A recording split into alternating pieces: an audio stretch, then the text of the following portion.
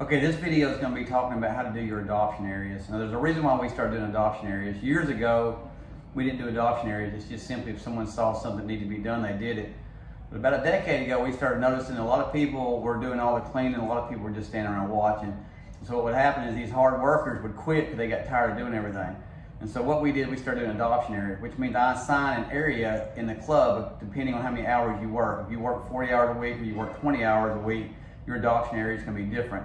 I try to make it where we don't have more than 30 minutes, maybe 45 minutes at the most of cleaning a day. That way the rest of the shift you can pay attention to the members.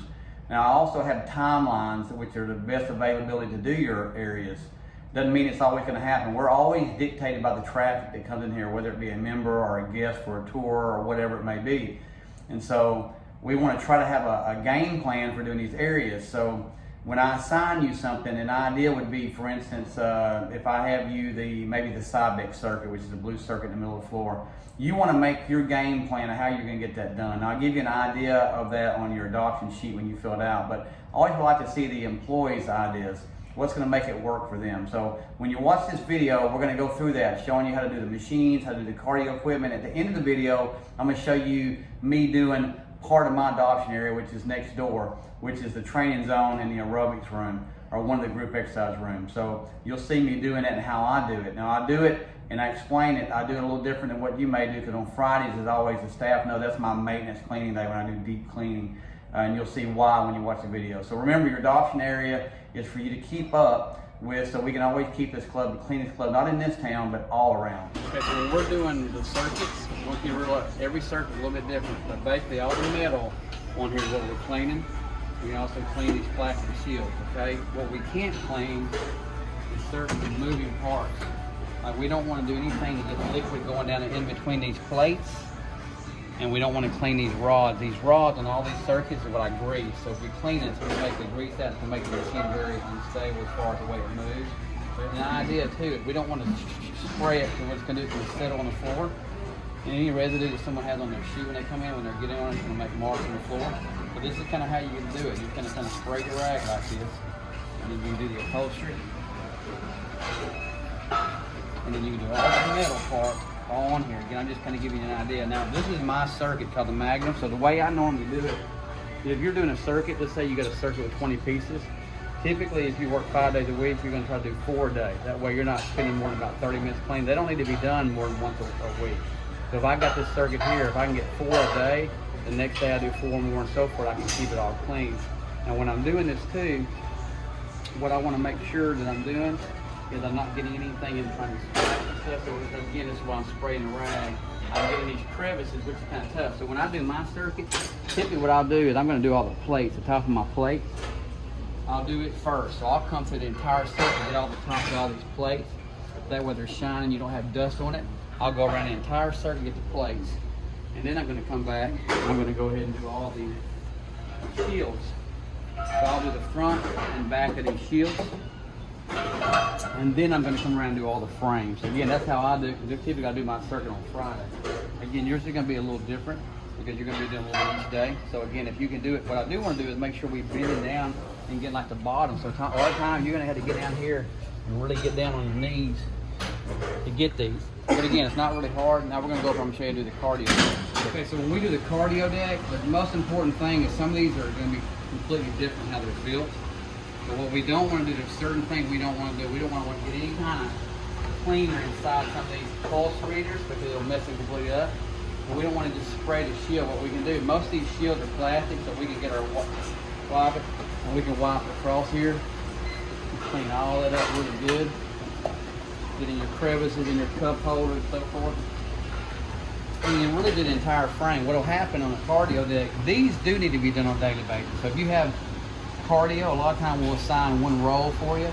This is something you want to do every day, because if you don't, people sweat on it, it's going to look like you never touched it, okay? So when you're doing it, you can do the entire frame of it.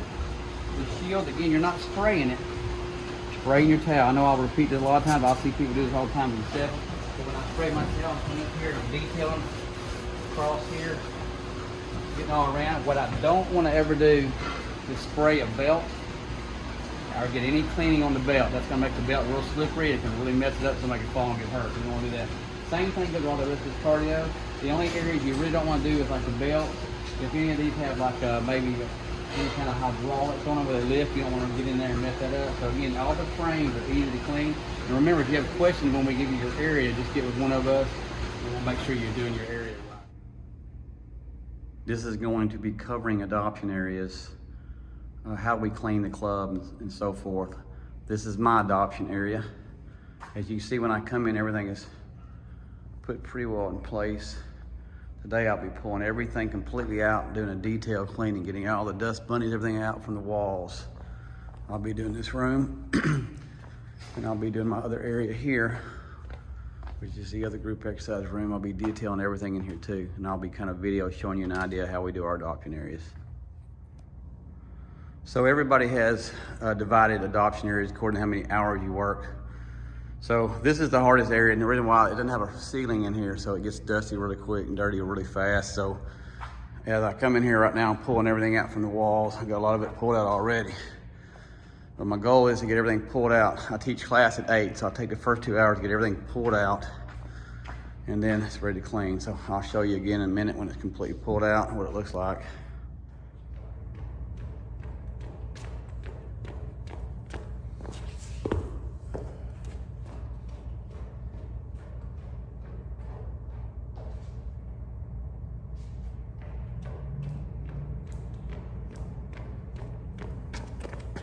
People tell me I'm very obsessive.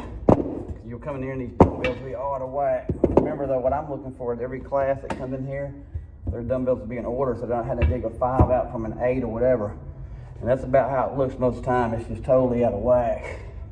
So again, I do this not just on my cleaning day, I do it all through the day. After each class, I try to get in here and get ready. I want every member, you're gonna always have a handful of members that are messing things up, or they may not intentionally be doing it at all. They're just not getting things back in place. I want every class to come in here and feel good about it.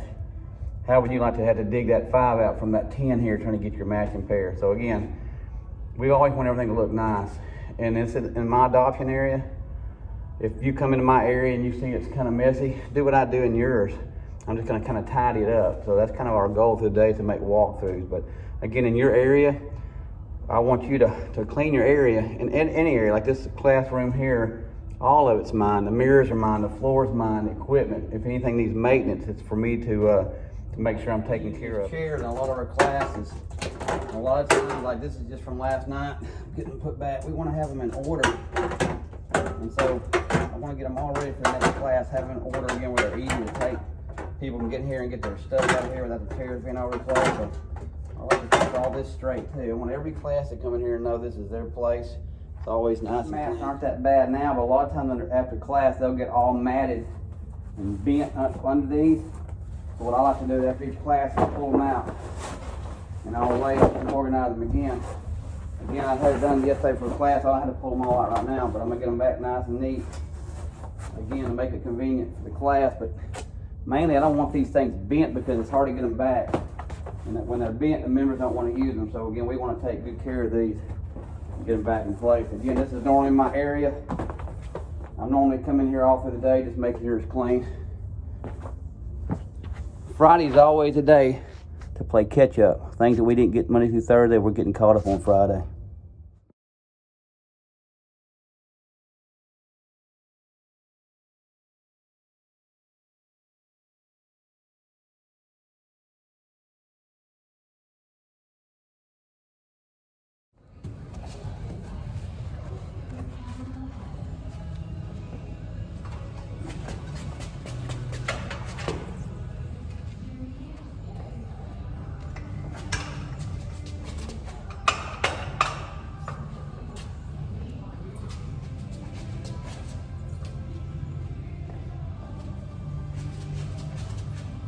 All right, about 30 minutes later, I got everything pulled out in this room,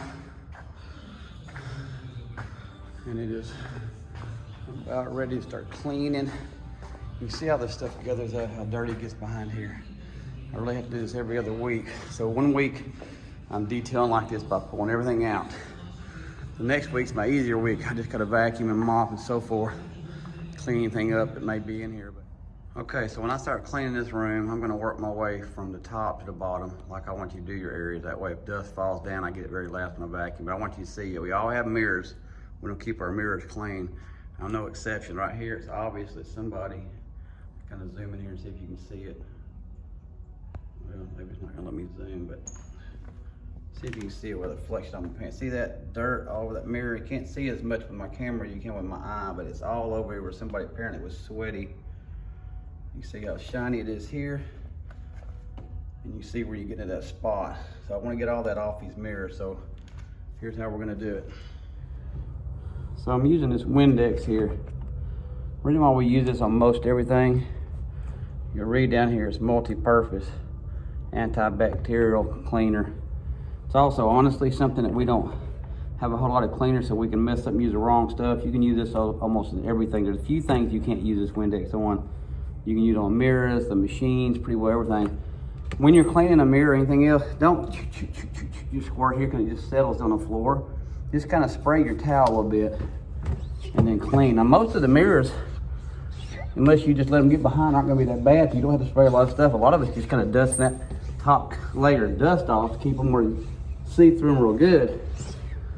But you just don't want to get streaks. So when I'm usually doing mine, I'm kind of looking if I see spots, getting it off, and then I'm just kind of going over that layer of dust.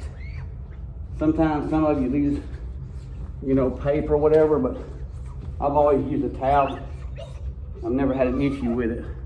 But again, each time I do a mirror, I'm just looking to see if I get everything off of it, just keep it clean. Again, sometimes you'll see somebody may get up to it real close and spit on it, or in here a lot of times in a rubber clad, I'll see where someone leans up and may have a spot that I have to get. Doesn't mean I have to clean the entire mirror. I just clean that spot off, and it's not that hard to keep. If you have a little spot here, don't have to worry. I didn't want you doing this, but if you just have a little spot, I'm gonna look up my towel and I'll spray it like that. If I have a little sweat spot, you can do that too. Again, just don't do all this and let it settle down on the floor. Now I'm gonna show you how fast I can get my mirrors done. Again, I'm just going right through here, looking for the spots, and I'm pretty well, instead of going like this, I'm pretty well trying to go straight across here to try to avoid any streaks. And I can go all the way across my mirror here, and I'm gonna have a lot less streaks than if I went in circles. That's pretty well how I'll do them all the way down the deal. So if you worked here any time at all, you'll realize I want everything to always look like it's brand new. I want to clean it, detail it. My area, I'm gonna always at least every other week detail it to the point where I'm trying to keep it nice and shiny. Your areas may be a little different. I have to do this whole area in one day. So when you're doing it, remember, if you don't keep it up, it's a whole lot easier to keep up and catch up. So if I let this go for a few weeks, it's gonna build this grimy residue of dirt over it, and it's hard to get it shiny and clean up. So remember this, we've been known for 27 years, we opened 1995, for being the cleanest club in town. We wanna maintain that. So your areas, every area you think they may not see, they're seeing. Just like you would if you went in somewhere. So let's keep this place spotless.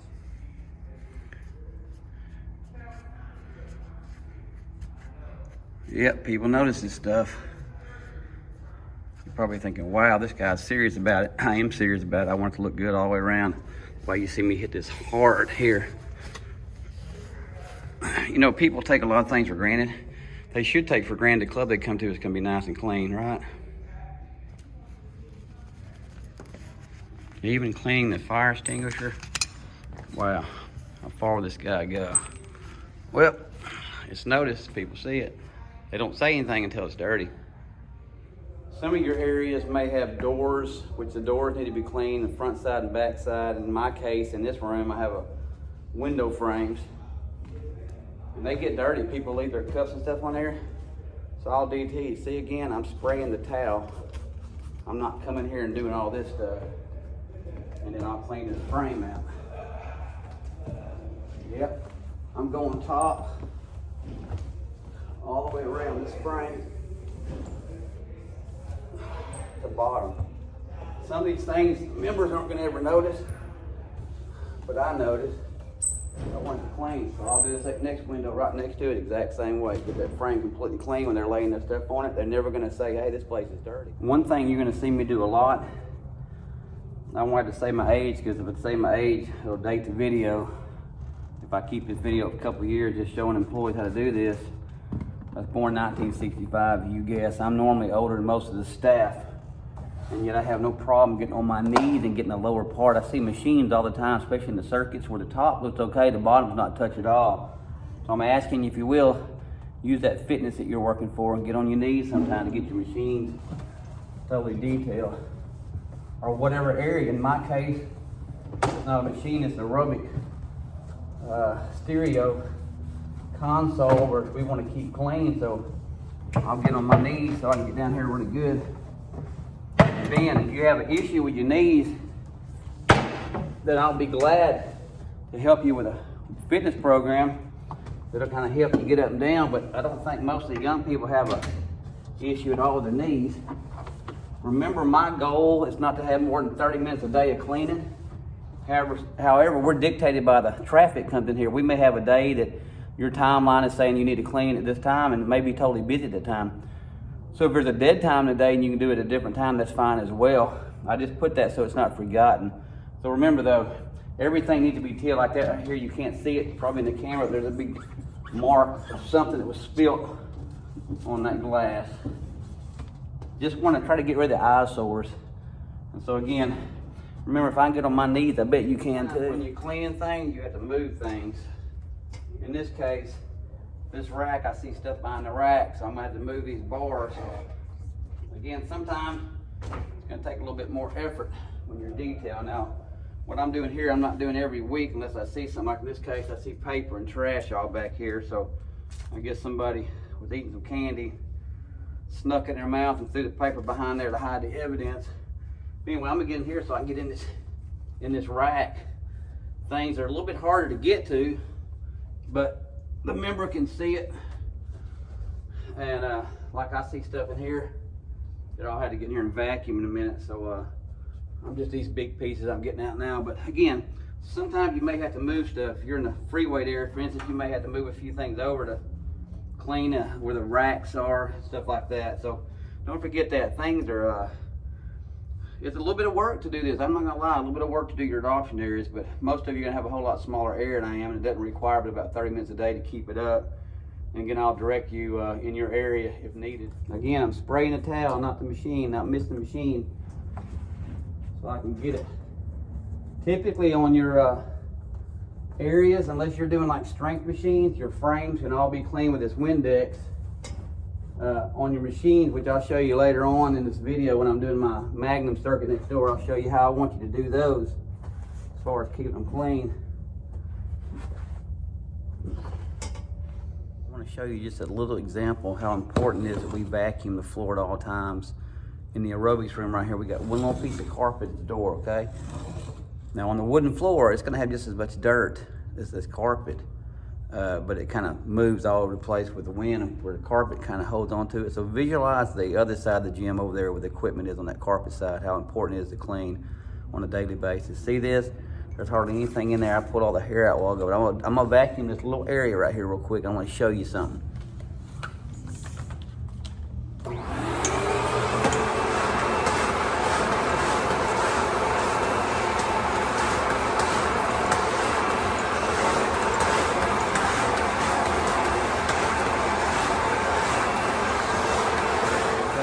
Give you an idea what I'm talking about, that little piece of carpet. I want you to see what I've got. This is all in that little piece of carpet. This is all that hair. I did this 2 days ago. I'm not even getting it all out, but just to give you an idea, that's how dirty this place gets in a matter of days. We want to keep it up, not get behind.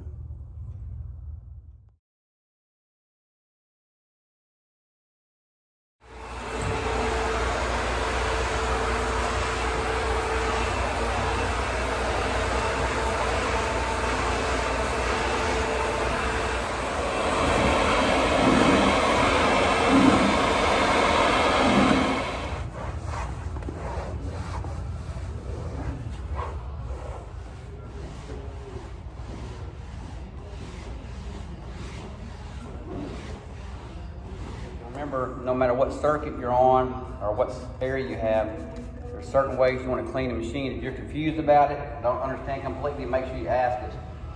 We don't want to spray any kind of certain parts that can mess the equipment up.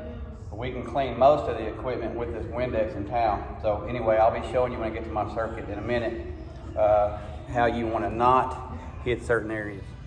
All right, just got through with my area in here. Everything's been detailed, cleaned, pulled out, put back, vacuumed and mopped. Just letting the floor dry now. It's ready to go.